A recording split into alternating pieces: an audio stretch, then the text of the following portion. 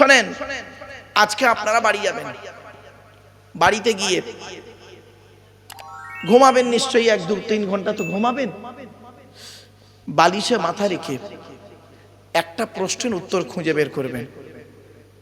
যদি উত্তরটা পেয়ে যান তাহলে আপনি সকালবেলা ঘুম থেকে উঠে বলবেন, ইনশাআল্লাহ কিয়ামতের মাঠে আল্লাহ আমাকে জান্নাতে দেবে। আর যদি উত্তরটা না পান তাহলে উত্তরটা পাওয়ার জন্য চেষ্টা করবেন। কি প্রশ্নটা শুনে নিন। বুকে হাত দিয়ে একটাই প্রশ্ন করবেন নিজেকে, আমি কি ভালো? কি বললাম বাবা? বলুন বলুন বলুন। নিজেকে প্রশ্ন করুন, আমি কি ভালো? ব্যাস। মান আরাফা নাফসাহু ফাকাদ আরাফা রাব্বাহু। যে তার নিজের নফসকে চিনতে পেরেছে সে তার রব আল্লাহকে চিনতে পেরেছে। আগে আপনি নিজেকে চিনতে শিখুন। বাড়িতে যাবেন, বাড়ি থেকে বুকে হাত দিয়ে বলবেন, আমি কি ভালো? আচ্ছা, একজন স্বামী হতে গেলে যা যা গুণ থাকা দরকার সেই গুণগুলো কি আমার মধ্যে আছে? প্রশ্ন করবে। 2 নম্বর প্রশ্ন করবে, একজন পিতা হতে গেলে যা যা গুণ থাকা দরকার সেগুলো কি আমার মধ্যে আছে? প্রশ্ন করবেন। 3 নম্বর প্রশ্ন করবেন, একজন ছেলে হতে গেলে তার যা যা গুণ থাকা দরকার সেই গুণগুলো কি আমার মধ্যে আছে? প্রশ্ন করবেন নিজেকে। একজন মামা হতে গেলে যা যা গুণগুলো থাকা দরকার সেগুলো কি আমার মধ্যে আছে? একজন দুলাভাই হতে গেলে, আমার ভাষা বুঝতে পারছেন? একজন দুলাভাই হতে গেলে তার যা যা গুণ থাকা দরকার সেগুলো কি আমার মধ্যে আছে? একজন দেওর হতে গেলে, ভাসুর হতে গেলে, ভাসুর বা দেওর হতে গেলে যা যা গুণ থাকা দরকার সেগুলো কি আমার মধ্যে আছে? একজন জামাই বাবু, আপনারা কি বলেন? ফুপুর বরকে কি বলেন? জামাই বাবু, ফুপা, জামাই বাবু। জামাই বাবু হতে গেলে যা যা গুণ থাকা দরকার সেগুলো কি আমার মধ্যে আছে? একজন খালু হতে গেলে, খালু হতে গেলে যা যা গুণ থাকা দরকার সেগুলো কি আমার মধ্যে আছে? একজন দাদু হতে গেলে, দাদু মানে বাপের বাপ, দাদু বলেন তো নাকি? দাদু হতে গেলে যা যা গুণ থাকা দরকার সেগুলো কি আমার মধ্যে আছে? একজন নানা হতে গেলে, মেয়ের বাপ নাই মায়ের বাপ, তাই তো? নানা হতে গেলে যা যা গুণ থাকা দরকার সেগুলো কি আমার মধ্যে আছে? ব্যাস। এই 10টা গুণ যদি আপনার মধ্যে থাকে, উত্তর যদি পেয়ে যান, সকালবেলা ঘুম থেকে উঠে বুক চাপড়ে বলবেন, ইনশাআল্লাহ কিয়ামতের মাঠে আল্লাহ আমাকে জান্নাতে দেবে। আর যদি উত্তরগুলো না পান, ওই মৌলবীর কথা শুনে জান্নাতের আশা করার থেকে প্র্যাকটিক্যাল করবেন। প্রত্যেকটা কোরআনের দলিল। বাবা, এই ওয়াজ শুনতে গেলে একটু সময় সাপেক্ষ। আল্লাহ রাসূল একটা একটা করে ব্যাখ্যা করে দিই। চলুন, 1 নাম্বার, মা বোনেদেরকে বলছি, এই মা বোনেরা ভালো করে শুনে নিন। মেয়েরাও এরকম চিন্তা করবেন, বুকে হাত দিয়ে চিন্তা করবেন। একজন মেয়ে হতে গেলে কি কি করণীয়, একজন মেয়ে হতে গেলে কি কি করণীয় সেগুলো কি আমার মধ্যে আছে? বুঝলেন? একজন মা হতে গেলে যা যা করণীয় আমার মধ্যে আছে? একজন খালা হতে গেলে, ফুপু হতে গেলে, ননদ হতে গেলে, মাসে কি বলবো, ওই একজন স্ত্রী হতে গেলে যা যা গুণ থাকা দরকার সেগুলো কি আমার মধ্যে আছে? একজন দাদি হতে গেলে, একজন নানি হতে গেলে যা যা গুণ থাকা দরকার সেগুলো কি আমার মধ্যে আছে? ব্যাস, এই 10টা। চলুন একটা একটা করে একটু খুলে বলে দিই। হাতে সময় কম বাবা, একটা একটা করে খুলে বলে দিই। 1 নাম্বার, চলুন, স্বামী হতে গেলে কি কি দরকার? আল্লাহর নবী বলেছেন, কোরআনে আছে, রাসূলুল্লাহ বলেছেন। রাসূলুল্লাহ বলেছেন একজন স্বামীর দায়িত্ব কি? একজন স্বামী তার স্ত্রীকে কমসে কম 17টা শিক্ষা দিতে হবে। কটা? 17টা শিক্ষা দিতে হবে। আপনি আপনার স্ত্রীকে কটা শিক্ষা দিয়েছেন? কটা শিক্ষা দিয়েছেন আপনি আপনার স্ত্রীকে? আল্লাহ রাসূল বলেছেন, আমি কয়েকটা বলে যাচ্ছি, টপ টপ করে শুনে নিন। 1 নাম্বার, নবী বললেন স্বামী স্ত্রী যখন কথাবার্তা বলবে একে অপরকে সালাম দেওয়া নেওয়া করবে। কেন? আসসালামু ক্বাবলাল কালাম। কথা বলার আগে স্বামী স্ত্রী একে অপরকে সালাম দেওয়া নেওয়া করবে। স্ত্রী স্বামীকে সালাম দেবে, স্বামী স্ত্রীকে সালাম দেবে। আল্লাহর রহমত, মহব্বত, ভালোবাসা আল্লাহ বাড়িয়ে দেবে। বউকে তো কোনোদিন সালাম দেননি, বউকে ডাকছেন, ও গো, হেই গো, শুনছো গো, তা ও তেমন ডাকছে, কি হলো যেন কারি বলতেছে কেন? আল্লাহ রাসূল তার স্ত্রীদের কি বলে ডাকতেন, আর স্ত্রীরা নবীকে কি বলে ডাকতেন শুনুন, শুনে নিন। আল্লাহর নবী বলেছেন স্ত্রীর নাম ধরে ডাকাটা সুন্নাত। আল্লাহর নবী তার স্ত্রীদের নাম ধরে ডাকতেন। আপনি আপনার স্ত্রীর নাম ধরে ডাকতে পারবেন, অসুবিধে নেই। আর যদি ভালোবেসে যদি একটা নাম দেন সেটা আলাদা জিনিস, সোনা রূপো রাং লোহা যেটা পারবেন সেটা দেবেন, বুঝতে পারছেন? আল্লাহ নবী তার স্ত্রী আম্মা জান আয়েশাকে কি বলে ডাকতেন জানেন? ইয়া আয়েশা তাল হুমায়রা, ও আমার লাল টুকটুকি আয়েশা। বুঝতে পারছেন? আপনি আপনার স্ত্রী একটা ভালোবাসার নাম দিয়ে ডাকুন না, দেখবেন আপনার স্ত্রী আপনার অনুগত হয়ে চলবে। আপনি তাকে ডাকছেন, ভাই শুনছেন ভাই, তা সে কি বলবে, কি হয়েছে বলো, শুনতে পাইনি, বুড়ো হয়ে গেল, জ্ঞান হলো না, লাউ ঠেলা। আপনি তো ভালোভাবে ডাকতেই শেখেননি। আপনাকে স্বামী বলাটা, আপনি তো স্বামী তো নয়, আপনি তো স্বামীর যোগ্যই ব্যক্তি নয়। আপনাকে স্বামী বানালোটাকে, আপনাকে মেয়ে দেওয়াটাই ভুল হয়েছে। আপনি তো স্বামীর যোগ্যই নয়, অযোগ্য অপদার্থ। এক নম্বরে নবী বললেন সালাম দেবে স্বামী স্ত্রী। আজকে স্বামী স্ত্রীর মধ্যে যদি সালাম দেওয়া নেওয়া থাকে, দেখবেন এই আদর্শ যদি থাকতো তাহলে স্বামী স্ত্রীর মধ্যে ঝগড়া মারামারি হতো না। দুই নম্বরে নবীজি বললেন এই স্বামীরা তোমরা তোমাদের স্ত্রীদেরকে এই শিক্ষা দেবে, তারা যেন কোনোদিন কাবা শরীফের দিকে মুখ করে কোনোদিন থুতু যেন না ফেলে। ও নিজে কোন দিকে পান তেরেঙ্গা খৈনি গুটকাকে থুতু ফেলছে তার কোনো ঠিক নেই, তা বউ বল কি করবে, ঠিক না বেটি? দুই তিন নম্বরে বলা হয়েছে নবীজি বললেন এই স্বামীরা তোমরা তোমাদের স্ত্রীদেরকে এই শিক্ষা দেবে, তারা যেন কোনোদিন কাবা শরীফের দিকে মুখ করে, কাবা শরীফের দিকে মুখ করে কোনোদিন থুতু যেন না ফেলে। ও নিজে কোন দিকে মুখ করে থুতু ফেলে তার কোনো ঠিক নেই। নবীজি বলেছেন কাবা শরীফের দিকে মুখ করে কোনোদিন পেশাব পায়খানা যেন না ফেলে। ও তিরস্কার মেশিন কোন দিকে ছেড়ে দিয়ে পেশাব ফেলে তার কোনো ঠিক নেই। নবীজি বলেছেন কাবা শরীফের পেছন ফিরে যেন পেশাব পায়খানা যেন না ফিরে। ও নিজে কোন দিকে পেশাব ফেলে তার কোনো ঠিক নেই। নবীজি বলেছেন এই স্বামীরা তোমরা তোমাদের স্ত্রীদেরকে এই শিক্ষা দেবে, তারা যেন কোনোদিন গোসলখানায় ভালো করে শুনে নিন, গোসলখানায় তারা যেন পেশাব যেন না ফেরে। গোসলখানায় পেশাব ফেরা নিষেধ। আপনারা তো বোঝেন না, হুগলি হাওড়ার লোক, আপনারা গোসলখানাতেই পেশাব ফিরে ফেলেন। বাবা কথাটা শুনতে হয়তো খারাপ লাগছে না বাবা, গোসলখানায় তারা যেন পেশাব যেন না ফেরে। এরপরে নবীজি বললেন তোমরা তোমাদের স্ত্রীদেরকে এই শিক্ষা দেবে, তারা যেন গোসলখানায় উলঙ্গ অবস্থায় গোসল যেন না করে। এই কথা নবীজি যখন বললেন, নবীর স্ত্রী আম্মা জান আয়েশা বলছেন ইয়া রাসূলুল্লাহ, আমরা যখন মেয়ে ছেলেরা গোসলখানায় গোসল করি দরজা বন্ধ করে গোসল করি, কেউ তো দেখতে পায় না, তো উলঙ্গ অবস্থায় গোসল করলে ক্ষতিটাই কি? আমার নবীজি বললেন আয়েশা কেউ দেখতে পায়নি এটা ভুল বললে, তোমার দুই কাঁধে দুই ফেরেশতা রয়েছে এটা মনে রেখো, তোমার সৃষ্টিকর্তা আল্লাহ রয়েছে এটা মনে রেখো, অতএব নিজেকে পর্দার মধ্যে রাখো। কোথায় আছেন আপনি? বাড়ি থেকে ভাববেন। এরপরে নবীজি বললেন তোমরা তোমাদের স্ত্রীদেরকে এই শিক্ষা দেবে, তারা যেন হাতের চুড়ি, আপনারা কি বলেন, হাতের চুড়ি তারা যেন কোনোদিন একের বেশি ব্যবহার যেন না করে। এক হাতে একটা চুড়ি পরবে, এই মা বোনেরা শুনে নিন, এক হাতে একটা চুড়ি পরবে, এক হাতে দুটো চুড়ি পরা নিষেধ। নবীজি এই কথাটা যখন বলল, হযরত উমর রাদিয়াল্লাহু তাআলা আনহু নবীজিকে বললেন ইয়া রাসূলুল্লাহ, আমার স্ত্রী যদি এক হাতে দুই বা দুইয়ের বেশি চুড়ি পরে ক্ষতিটাই কি? নবীজি বললেন উমর, তোমার স্ত্রী যদি এক হাতে দুই বা দুইয়ের বেশি চুড়ি পরে, ওই স্ত্রীর চুড়ির ঝুনঝুনি আওয়াজটা পরপুরুষের জন্য হলো হারাম। কোথায় আছেন আপনি?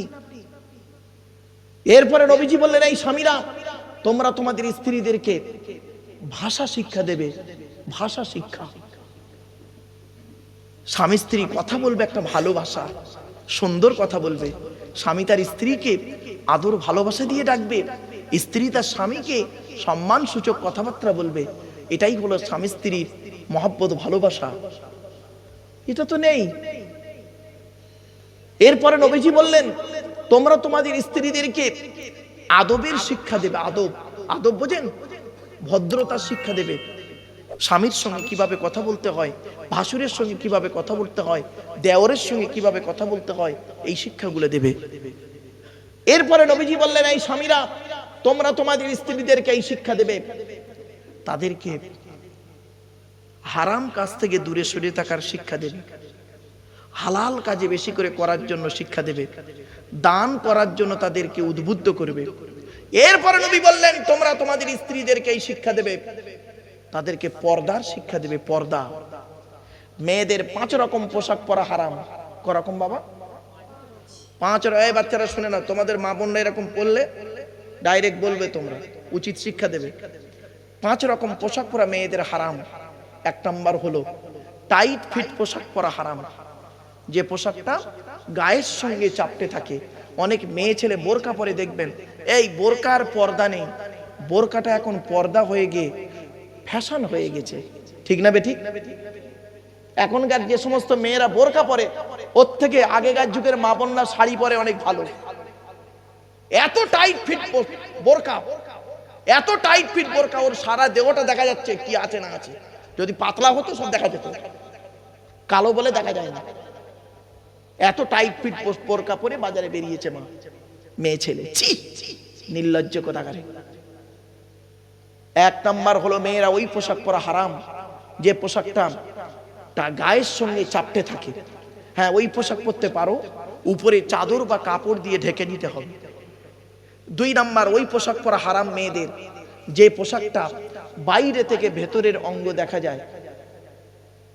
এই পুরুষ, কি করে তোমার স্ত্রী একটা লেহেঙ্গা কিনে দিয়েছো, মশারির থেকেও খারাপ? লজ্জা করে না? তোমার স্ত্রী ব্লাউজ পরে আছে, ব্রা পরে আছে, বাইরে থেকে তার মানে ডোরা কাটা দাগটা দেখা যাচ্ছে, লজ্জা করে না? তোমাকে পুরুষ বলাটাই ঘৃণা, তোমাকে স্বামী বলাটাই তুমি ঘৃণিত। তুমি স্বামী নয়, তুমি একটা নরকের কীট, জাহান্নামের আগুন তুমি একটা। তোমাকে মেয়ে দেওয়াটাই লস হয়েছে, তোমাকে মেয়ের সঙ্গে বিয়ে দেওয়াটাই তোমার সবথেকে বড় পাপ কাজ করেছে মেয়ের বাপ। এরপরে আসছি 3 নাম্বার, মেয়েদের ওই পোশাক পরা হারাম যে পোশাকটা কিরকম, অন্য ধর্মের মতো, বিপরীত ধর্মের মতো। তুমি যে ধর্মের মেয়ে ছেলে, সেই ধর্মের একটা পোশাক আছে। কি পোশাক? বোরকা, নেকাব, সালোয়ার কামিজ ইত্যাদি ইত্যাদি আছে, এইগুলো তোমার পোশাক। এরপরে বলা হয়েছে 4 নাম্বার, ওই পোশাক পরা হারাম। এই মেয়ে ছেলে, তোমার ওই পোশাক পরা হারাম যে পোশাকটা বিপরীত লিঙ্গের মতো। তার মানে কোন মেয়ে ছেলে বেটা ছেলের পোশাক পরতে পারবে না, হারাম। কোন বেটা ছেলে মেয়ে ছেলের পোশাক পরতে পারবে না, হারাম। কোথায় আছেন আপনি? আপনার 16 বছরের মেয়েটাকে জিন্সের প্যান্ট পরিয়েছেন, স্যান্ডো গেঞ্জি পরিয়েছেন। আপনার মেয়েটা ধর্ষণ করে যদি হত্যা হয়ে যায়, কিসের কেস করতে যান আপনি? ইসলাম বলে তোর কেস নয়, তোকে মেরে ফেলে দেওয়া উচিত, তোর মতো বাপকে জবাই করা উচিত। রাসূলুল্লাহ নিষেধ করেছেন ওই পুরুষ পোশাক পরা মেয়েদের হারাম, বিপরীত লিঙ্গের মতো, অর্থাৎ কোন পুরুষের পোশাক কোনো মেয়ে ছেলে পরতে পারবে না। লজ্জা করে না? এ পিতা, তোমাকে বাপ বলতে ঘৃণা লাগে। তুমি করেছো কি? তোমার মেয়ের পোশাক কিনে দিয়েছো, 6 বছরের বাচ্চা মেয়ের পোশাক কিনে দিয়েছো, স্যান্ডো গেঞ্জি, না এটা কি আছে বল না বাবা, কি প্যান্ট বেরিয়েছে রে বাবা, জিন্সের প্যান্ট, বাচ্চা 6 বছরের মেয়ে জিন্সের প্যান্ট পরাচ্ছে আর গেঞ্জি গায়ে বাইরে করে নিয়ে যাচ্ছে। মার মেয়ে বোরকা পরে, ছি ছি ছি ছি ছি। মা বোরকা পরে যাচ্ছে আর ছেলে পায়জামা পাঞ্জাবি পরেছে, আর মেয়েটার পরিয়েছে কি জানেন? ওই জিন্সের প্যান্ট আর গেঞ্জি। 6 বছর বয়স মেয়েটা। ওর বয়স এখন 6 বছর, তুই ওকে প্যান্ট আর গেঞ্জি পরিয়ে আমার অভ্যাস করিয়েছিস। ওর বয়স যখন 16 বছর হবে, ও তোর বইয়ের মতো বোরকাও পরবে না, সালোয়ার কামিজ পরবে না, ওই প্যান্ট আর গেঞ্জি অভ্যাস হবে। প্যান্টটা বড় ছিল, 3/4 হতে হতে হাঁটুর উপরে উঠে আসবে। এটাই সিম্পল। বাড়ি থেকে ভাববেন, জন্ম দিলে বাপ হওয়া যায় না, পেটে ধরলে মা হওয়া যায় না, বাম্মা হতে গেলে অনেক দায়িত্ব আছে। রাসূলুল্লাহর হাদিস বাবা, হাতে টাইম থাকলে আমি আরো ডিসকাস করে বলতে পারতাম। তো যাই হোক বাবা, এই কথাগুলো একটু মাথায় রাখুন। লাস্ট কথা, 5 নাম্বার হারামটা কি? মেয়েদের পোশাক, ওই পোশাক পরা হারাম যে পোশাক পরলে বিপরীত লিঙ্গ আকর্ষণ হবে, ওই পোশাক পরা হারাম। কিছু বুঝতে পারছেন আমার ভাষা? বিপরীত লিঙ্গকে আকর্ষণ করবে এমন পোশাক পরা মেয়েদের হারাম। মেয়েরা তাহলে পোশাক পরবে কি? ঢিলে ঢালা পোশাক পরবে। কিছু বুঝতে পারছেন? ঢিলে ঢালা পোশাক। এই শিক্ষা তো নেই। হবে কি? বাপ তো নিজেই করে অন্য পথ, স্বামী তো নিজেই চলে অন্য পথ। এরপরে নবীজি বলেছেন, এই স্বামীরা, তোমরা তোমাদের স্ত্রীদেরকে এই শিক্ষা দেবে, তুমি যেমন খাবে স্ত্রীকে তেমন খাওয়াবে।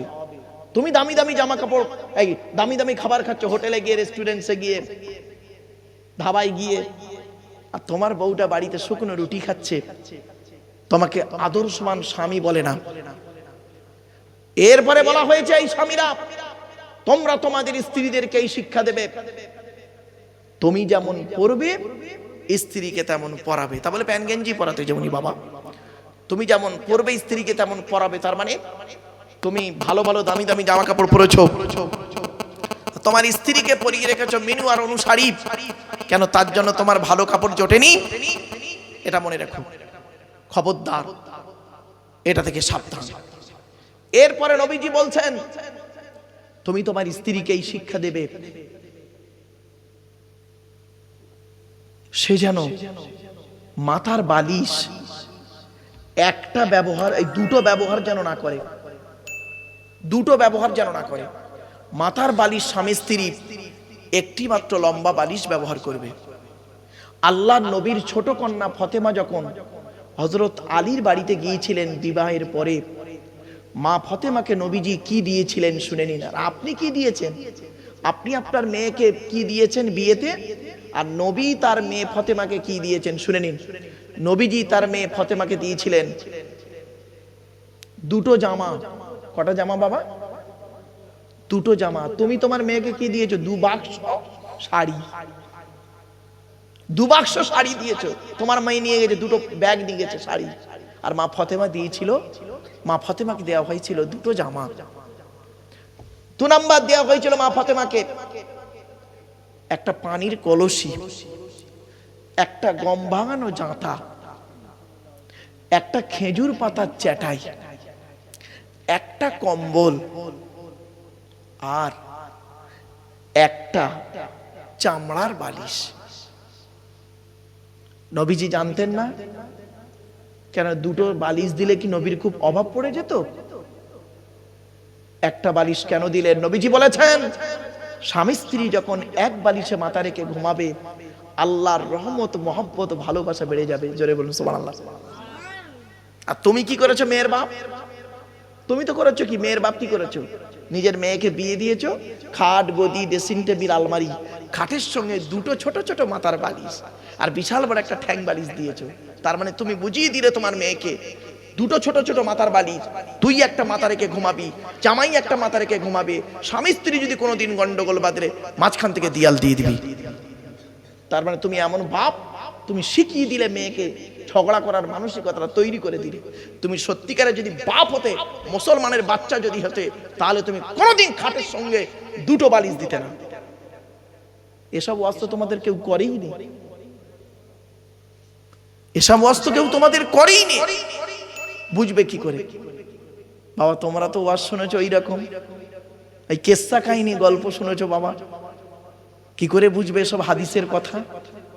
অনুরোধ করে বলে যাচ্ছি।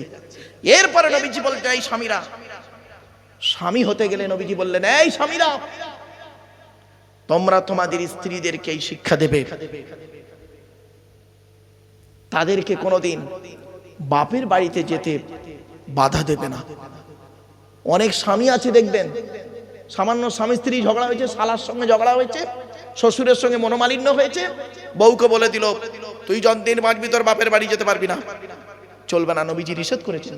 খবরদার, তুমি তোমার স্ত্রীকে তার বাপের সঙ্গে, মায়ের সঙ্গে সম্পর্ক রাখতে নিষেধ করতে পারবে না। কি বুঝলেন? কোথায় আছেন আপনি?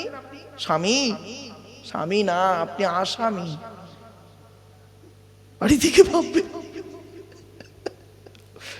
শুধু স্বামী সম্পর্কে বললাম, এখন বাপ বাকি, ছেলে বাকি, মামা বাকি, খালু বাকি, দুলাভাই বাকি। এই অনেক দুলাভাই আছে, শালির সঙ্গে বইয়ের পেটে বাচ্চা, শালি এসছে, শালি ছোট শালি এসছে বোনের সহযোগিতা করতে, তারও পেটে বাচ্চা। শুনতে খারাপ লাগছে না বাবা? বাস্তবটাই বলছি গো বাপ। এই মোল্লার চককে নিয়ে আমি ওয়াজ করিনি, মোল্লার চকের ওয়াজ আমি করিনি। আমি সারা ভারত ঘোরা মানুষ, নেপাল বাংলাদেশ ঘোরা মানুষ। কত যে কিস্সা কাহিনী শুনছি, দেখছি কল্পনার বাইরে। কালকের আমি এই গত কাল, আজ রবিবার হলো না বাবা, কাল শনিবার ছিল। কাল আমি স্কুলে বেলা 12টার সময় দাঁড়িয়ে আছি দোতলাতে, হঠাৎ একটা মেয়ে ছেলে ফোন করেছে, অচেনা নাম্বার। ফোনটা রিসিভ করেছি। কোথায় বাড়ি? দক্ষিণ 24 পরগনায় বাড়ি, ক্যানিং থানা, গ্রামের নাম বললাম না। তো ফোন করেছে, আসসালামু আলাইকুম হুজুর। আমি বলছি ওয়ালাইকুম আসসালাম। কে বলছো মা? মেয়েটি বলছে, হুজুর আমি আপনার ওয়াজ শুনি, কিন্তু আমার দুর্ভাগ্যের বিষয় কপালটা। কেন? হুজুর আমার স্বামী আমাকে 3 বার তালাক দিয়েছে, একসঙ্গে 3 তালাক দিয়েছে। বলছে 1 তালাক, 2 তালাক, 3 তালাক, তোর সঙ্গে আমার কোনো সম্পর্ক নেই। আমি, সে কোথায়? বলছে সে আমাকে তালাক দিয়ে আজ 25 দিন হয়ে গেল, সুরাটে চলে গেছে। সুরাট, সুরাট আছে না বাবা? সুরাট, সুরাট, সুরাটে গিয়েছে কাজ করতে। এখন হুজুর আমি কি করব বলুন, আমি কোথায় যাই, কোথায় যাব বলুন? তখন আমি বললাম, তোমার কি বাচ্চা কাচ্চা আছে? মেয়েটি বলছে, আমার 5 বছরের একটা মেয়ে রয়েছে। কি বুঝলেন? আমি বললাম, কোন শব্দ সে পেল না মুখ থেকে, ওই শব্দটাই বেরোলো তার মুখ থেকে। না হুজুর একটু সমস্যা, স্বামী স্ত্রী একটু কথা কাটাকাটি হয়েছে। আমি বলি, স্বামী স্ত্রী তো কথা কাটি সকলের হয়, আবার কার হয় না? প্রত্যেক সংসারে কম বেশি স্বামী স্ত্রী ঝগড়া হয় না? তা আপনারা কি বউকে তলাক দিয়েছেন? আমরা ঝগড়াঝাটি হয় না, অশান্তি হয় না? বলে হুজুর কি বলবো, আমার কিছু বলার নেই হুজুর, আমি কি করব? আমি, কি আর করবে, এক কাজ করো, এক কাজ করো, আমার তো মিরাজটা আগুন হয়ে গেছে বাপ। এই যে সমস্ত ছেলেরা তার বউদের তলাক দেয়, এই ডিভোর্স দেয়, আমি প্রথমে জিজ্ঞাসা করি যে তোমার মেয়েটাকে জিজ্ঞাসা করি, তোমার বাবা মা আছে? জি। তোমার বাচ্চা কাচ্চা আছে? জি। ক বছরের বাচ্চা, ক বছরের বিয়ে, সব শুনে নি। শুনে নেওয়ার পরে প্রথম চটকা হচ্ছে, আমার কথা হচ্ছে, ওকে প্রথম ধরে ওর লজ্জাস্থানের পুরুষ লিঙ্গের গোড়া থেকে কেটে নাও, তারপর আমি ফতোয়া দেবো তোদের। এত রাগ ধরে। তালাক দেওয়া জায়েজ, আল্লাহর কাছে সব থেকে হালাল জিনিস, কিন্তু নিকৃষ্ট হালাল। নিকৃষ্ট হালাল বোঝেন? আল্লাহ এটাকে পছন্দ করেন না। আল্লাহ চায় না স্বামী স্ত্রী সংসার ভেঙে যাক, আল্লাহ চায় স্বামী স্ত্রী সংসার মিলে থাক। শয়তান চায় স্বামী স্ত্রীর মধ্যে ঝামেলা হয়ে পৃথক হয়ে যাক, শয়তান খুশি হয়। স্বামী স্ত্রী ডিভোর্স হলে শয়তান খুশি হয়, আর স্বামী স্ত্রী মিল মহব্বত হলে আল্লাহ খুশি হয়। জোরে বলো। তা আপনারা কাকে খুশি করবেন? আল্লাহকে যদি খুশি করতে চান, নিজের স্ত্রীকে মূল্যায়ন করুন, নিজের বউকে মূল্যায়ন করুন। ছোট্ট একটা কথা আপনাদের বলি, শুনে নিন। পৃথিবীর, আচ্ছা নার্সিং হোমে যে সমস্ত মেয়েরা থাকে, মানুষকে সেবা করে রোগীদের, ওদের কি বলে? নার্স। হসপিটালে যারা থাকে ওদের কি বলে? নার্স, তাই তো? আচ্ছা, এই পৃথিবীতে আকাশের নিচে জমিনের উপরে পৃথিবীর সর্বশ্রেষ্ঠ একজন নার্সের নাম বলতে পারবেন? পৃথিবীর সর্বশ্রেষ্ঠ নার্স কে বলতে পারবেন? বলতে পারবেন কেউ? পৃথিবীর সর্বশ্রেষ্ঠ নার্স বলবো আমি, মনে থাকবে আপনাদের? হ্যাঁ, পৃথিবীর সর্বশ্রেষ্ঠ নার্স হলো আপনার স্ত্রী। আপনার স্ত্রী হলো পৃথিবীর সর্বশ্রেষ্ঠ নার্স। হসপিটাল নার্সিংহোমের একটা নার্স, নার্সিংহোমের একটা নার্স টাকার মাধ্যমে আপনার পেশাব পায়খানাটা পরিষ্কার করে দেবে।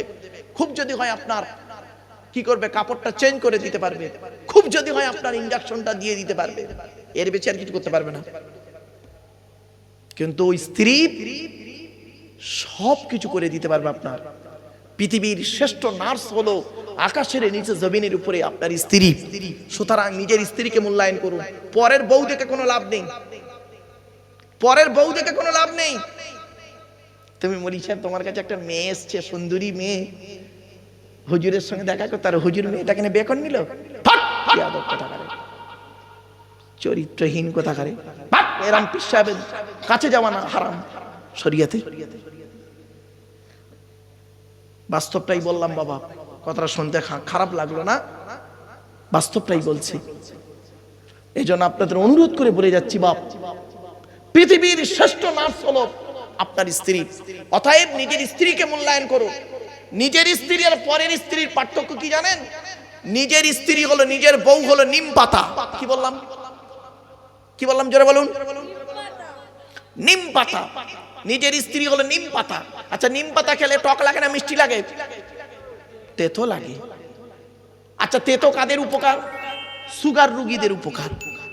যারা সুগার রোগী তাদের তিতো উপকার। আর যাদের সুগার হয়নি তারা যদি তিতো খায় কি হবে? শরীরের পয়জন গুলো, নোংরা গুলো মরে যাবে। তো নিজের বউ হলো নিম পাতা, যত খাবে, যত সম্পর্ক রাখবে, তত সুগারটা কমবে আর শরীরের পয়জন গুলো চলে যাবে। আর পরের বউ হলো রসগোল্লা, যত তাকাবে সুগার চচ্চড় করে বাড়বে। কথাটা শুনতে হাসি লাগলো, বুঝতে পারছেন? কিন্তু বাস্তব কথাটাই বললাম বাবা। এই দেখ, দেখতে দেখতে বোকা ফেলেছি, 3টে বেজে গেছে। ভাবলুন 1 ঘন্টা বলে চলে আসবো, সে 3টে বেজেই ফেলেছি। আমার বাপেরা, এই জন্য আপনাদেরকে বললাম, নিজের স্ত্রীর প্রতি মূল্যায়ন করুন, নিজের স্ত্রীকে নিয়ে ভাবুন, নিজের স্ত্রীকে নিয়ে, নিজের ছেলে মেয়েকে নিয়ে, নিজের সংসারটাকে নিয়ে ভাবুন। পরের সংসার নিয়ে ভাবতে হবে না।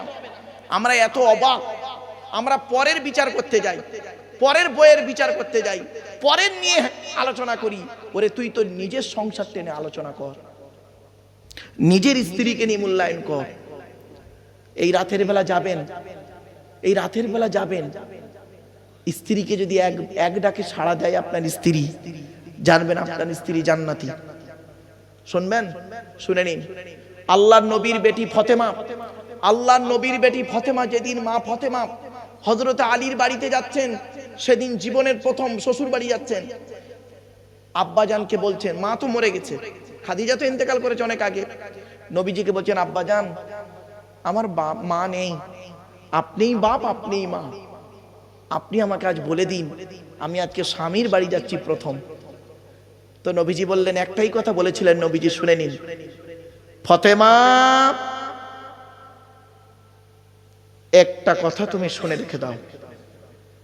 কাঁদেনে গলা জড়িয়ে। আপনারা কি করেছেন? আপনার বিয়ের দিনে আপনার মেয়ে শ্বশুর বাড়ি যাচ্ছে, বরের গাড়িতে ওঠার আগে মেয়েটা বাপের গলা জড়িয়ে কাঁদছে, হাই মাং করে কাঁদছে। আর বাপ কি বলছে জানেন?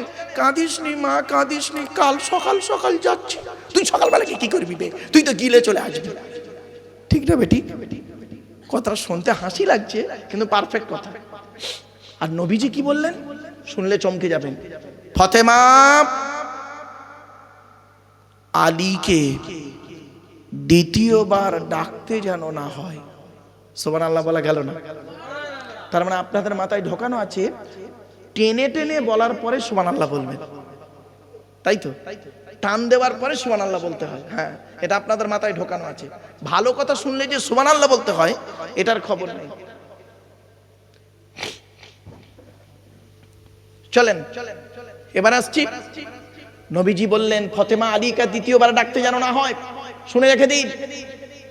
তো মা ফতেমা যতদিন বেঁচে ছিলেন, মা ফতেমা যতদিন বেঁচে ছিলেন, হযরত আলীর এক ডাকে সাড়া দিতেন। একদিনের একটা ছোট্ট ঘটনা। হযরত আলী রাসূলুল্লাহ দরবার থেকে একটু রাতে বাড়ি ফিরেছেন, এসে ফতেমা বলে একবার ডেকেছেন। সঙ্গে সঙ্গে মা ফতেমা লাব্বাইক বলে দরজা খুলে দিয়েছেন। হযরত আলী বলছেন, ফতেমা, আমার জন্য তোমার রাত জাগতে হবে না, তুমি হাসান হোসেনকে খাইয়ে তুমি ঘুমিয়ে যাবে। আমার জন্য তোমার রাত জাগতে হবে না, আমার জন্য তোমার রাত জাগতে হবে না, তুমি হাসান হোসেনকে খাইয়ে তুমি ঘুমিয়ে যাবে। মা ফতেমা কি বলেছিল জানেন? এটা আমার বাপের আদেশ, মায়ের স্বভাব, বাপের অর্ডার।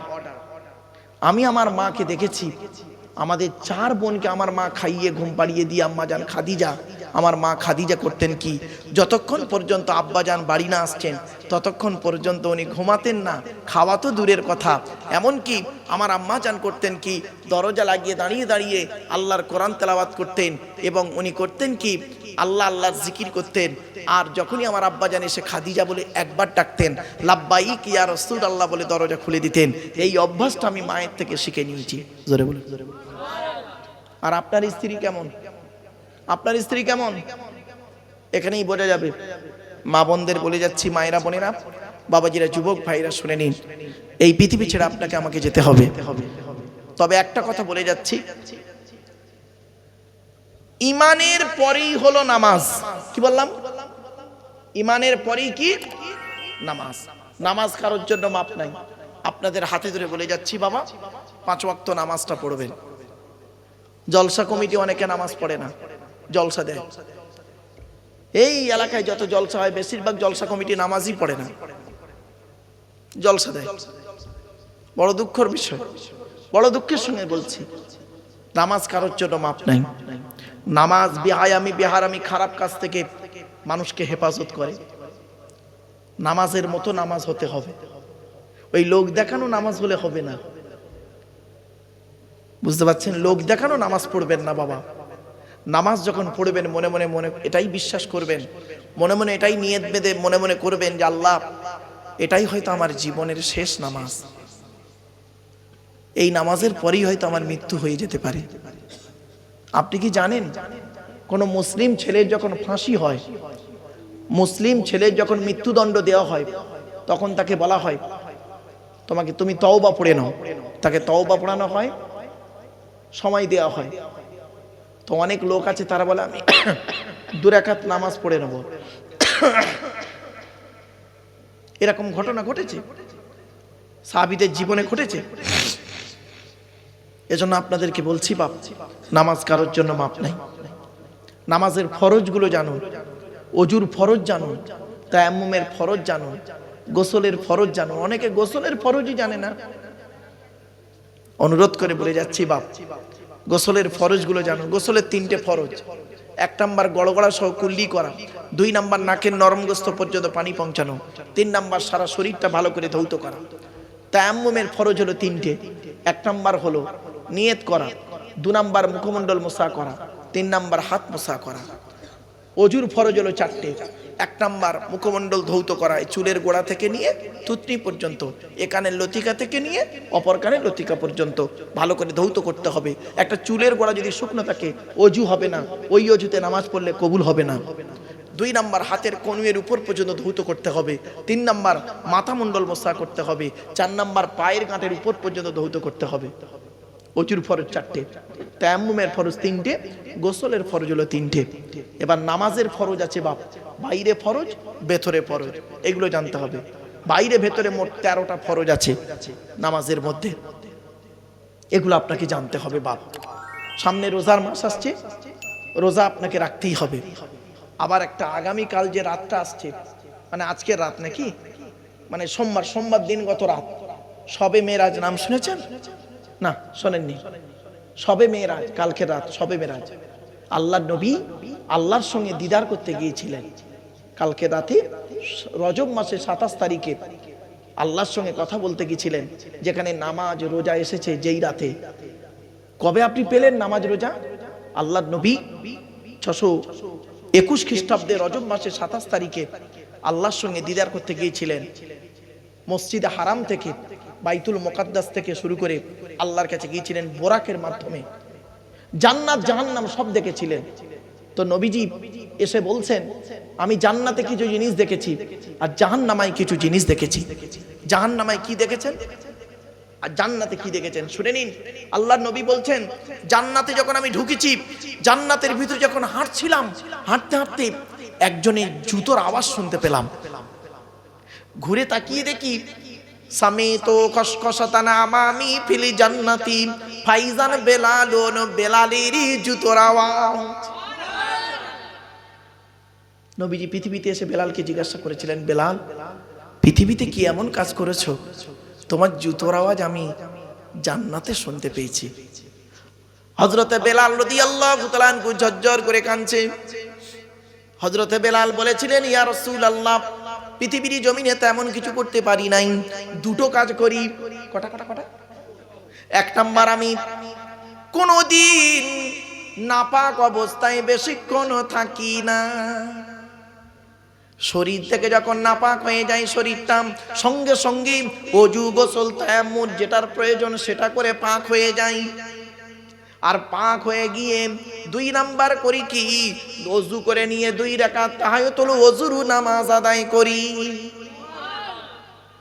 কি বুঝলেন? শুধু তাই নয়, এখান থেকে অনেক মশলা বের হয়ে এলো, অনেক শিক্ষণীয় জিনিস এসেছে। খবরদার নাপাক অবস্থায় থাকবেন না। অনেক নারী পুরুষ আছে দেখবেন, রাত 12টা 1টার সময় স্বামী স্ত্রী নাপাক হয়েছে, পরের দিন বেলা 12টা 1টার সময় গোসল করছে, তাও আবার গোসলের ফরজ আদায় করে না। ওই নাপাক শরীর নিয়ে বাজার হাট সব করছে, সব কিছু। খবরদার, ওই সমস্ত নারীরা জাহান্নামী, ওই সমস্ত পুরুষরা জাহান্নামী যারা নাপাক অবস্থায় থাকে সব সময়। মুসলমানের বাচ্চা, তুমি নাপাক অবস্থায় থাকছো, লজ্জা করে না? আল্লাহর কাছে কি জবাব দেবে? ওই নাপাক অবস্থায় যদি তোমার মৃত্যু হয়ে যায়, কি জবাব দেবে? নাপাক দেহ নিয়ে আল্লাহর কাছে। আর জাহান্নামের গেটটা যখন খোলা হয়েছে, নবীজি দেখতে পেলেন জাহান্নামের গেটে যুবক আর যুবতীদের লজ্জাস্থান থেকে পুঁজ আর রক্ত বেরোচ্ছে। তারা খুব চিৎকার করছে।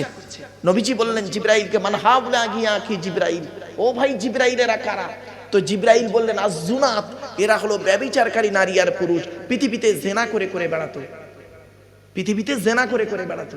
এই যুবক যুবতীরা, ওদের লজ্জাস্থান থেকে পুঁজ আর রক্ত বেরোচ্ছে।